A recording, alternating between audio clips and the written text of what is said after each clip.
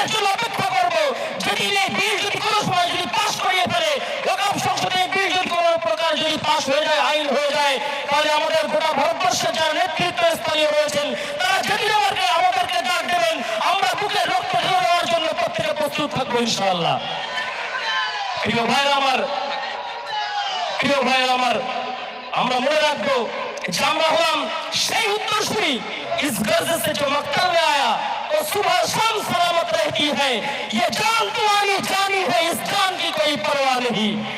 এখন আমি আমাদের মঞ্চে আমন্ত্রণ জানাবো বেঙ্গল জাস্টিস ফোরামের সদস্য ডাক্তার মোস্তাফিজুর রহমান সাহেবকে।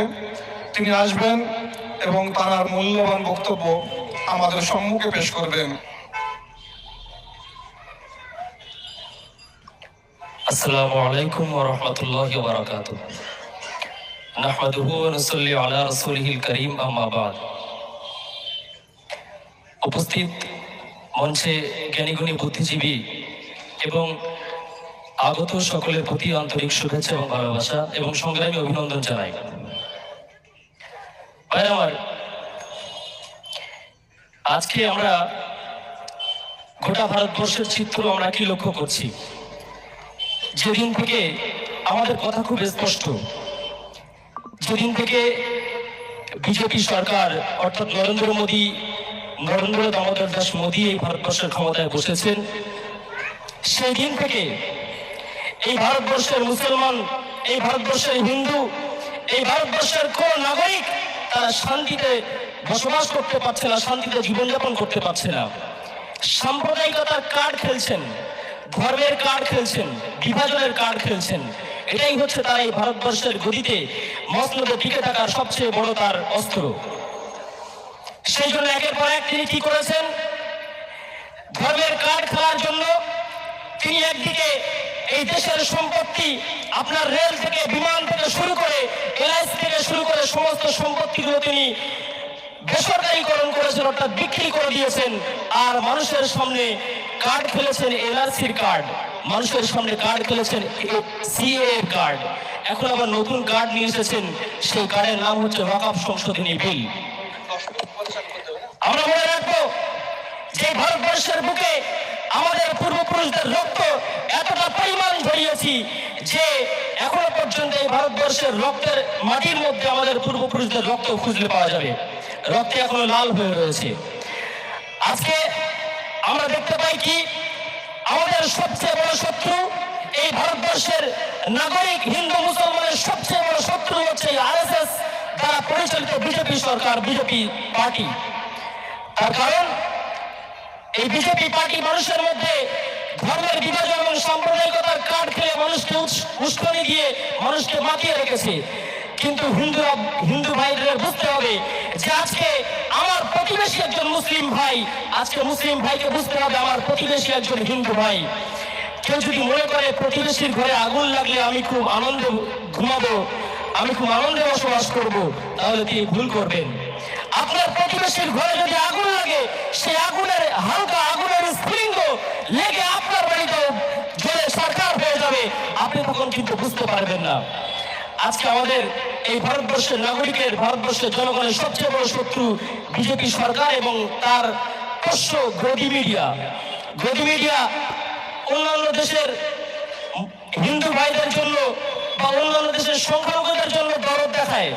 তারা কি বলছে যে বাংলাদেশ ইস্যু নিয়ে এখন ভীষণ তারা জয়কার বা বাংলাদেশ ইস্যু নিয়ে মানুষের মাঝে মিথ্যা অপপ্রচার চালাচ্ছে। কিন্তু এই ভারতবর্ষের বুকে সেই সম্মান থেকে শুরু করে, আখলা হত্যা থেকে শুরু করে, এই পশ্চিমবাংলা এবং উত্তরপ্রদেশ, গুজরাট প্রত্যেকটা রাজ্যে বিজেপি সরকার দ্বারা পরিচালিত এবং তাদের উস্কানির মাধ্যমে যে ছোট ছোট শিশু বাচ্চাদেরও ছাড় দেওয়া হচ্ছে না, ছোট ছোট শিশু বাচ্চাদেরকেও মব লিঞ্চিং করা হচ্ছে, জয় শ্রীরাম বলার জন্য তাদেরকে মারধর করা হচ্ছে। আমি গতকালকেই দেখছিলাম সংখ্যালঘু যুব ফেডারেশনের চেয়ারম্যান মাননীয় কামরুজ্জামান মহাশয়ের হোয়াটসঅ্যাপ স্ট্যাটাসে আমি ভিডিওটা দেখলাম। কান্না আসবে আপনার চোখ দিয়ে। আপনার বাড়ির সন্তানকে রাস্তায় ধরে যদি বলা হয় জয় শ্রীরাম বল, আর তার জন্য যদি মারধর করা হয়, তাহলে এই ভারতবর্ষের চিত্র তাহলে কি? এরাই আবার বাংলাদেশের সংখ্যালঘুদের জন্য দরদ দেখায়। ধিক্কারীদের প্রতি আমরা সেই দিনের জন্য অপেক্ষা করবো, যেদিন এই বিল যদি কোনো সময় যদি পাশ হয়ে যায়, আইন হয়ে যায়, তাহলে আমাদের গোটা ভারতবর্ষের যারা নেতৃত্ব স্থানীয় রয়েছেন তারা যেদিন আমাদেরকে ডাক দেবেন, আমরা বুকে রক্ত ঢেলে দেওয়ার জন্য প্রত্যেকে প্রস্তুত থাকবো ইনশাআল্লাহ। প্রিয় ভাইরা আমার, আমরা মনে রাখবো যে আমরা হলাম সেই উত্তরসূরি। যখন আমি ছোট্ট কথায় শেষ করবো, আমার টাইম হয়ে এসেছে, যখন তাতারিদেরকে বাগদাদের বুকে তাতারিরা যখন 40,000 মুসলমানকে একদিনে হত্যা করেছিল, সেই দিন তাতারিদের একটা মহিলা একজন আলেমকে জিজ্ঞাসা করছিলেন, বললেন যে তোমরা তো মুসলমান জাতি, তোমরা দাবি করো যে আল্লাহর সাহায্য তোমাদের সঙ্গে রয়েছে, তাহলে তোমাদেরকে এত হত্যা করা হচ্ছে, কোনো প্রতিকার নেই কেন? তোমরা হেরে যাচ্ছ কেন প্রত্যেকটা যুদ্ধে? তখন তিনি বলেছিলেন যে যারা ছাগল চড়ায়, যারা ছাগল পোষা আছে, তাদের ছাগলগুলোকে রক্ষা করার জন্য কিছু কুকুর পোষা থাকে, যে ছাগলের পাল থেকে কোনো ছাগল যদি বেরিয়ে চলে যায়, তাহলে কুকুর এসে ওই পোষা শিকারী কুকুর ও ছাগলকে আবার দলের মধ্যে ভিড়িয়ে নিয়ে চলে আসে, ওকে হুঙ্কার দিয়ে আবার দলের মধ্যে নিয়ে চলে আসে। তোমরা হচ্ছে আল্লাহ পাকের তরফ থেকে সেই পোষা কুকুর। তো আমাদের ঈমান মরে গিয়েছে, আমাদের ঈমানকে জাগ্রত করার জন্য আল্লাহ পাক তোমাদেরকে কুকুর স্বরূপ পাঠিয়েছে। ঠিক তদ্রূপ বলবো, আজকে আমাদের ভারতবর্ষের মুসলমানদের ইমানি চেতনা ঘুমিয়ে গিয়েছে, সেই ইমানি চেতনা জাগরণ করার জন্য ওয়াকফ সংশোধনী বিলের জেহাদ সংগ্রাম আমাদেরকে আবার জাগিয়ে তুলবে।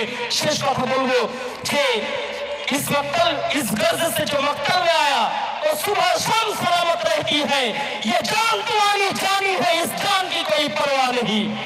প্রিয় শ্রোতা মণ্ডলী, সংগ্রামী অভিনন্দন জানিয়ে শেষ করছি। আসসালামু আলাইকুম রহমতুল্লাহ। ধন্যবাদ সদস্য বেঙ্গল জাস্টিস ফোরামের ডাক্তার মুস্তাফিজুর রহমান সাহেবকে। এখন আমাদের সামনে আসবেন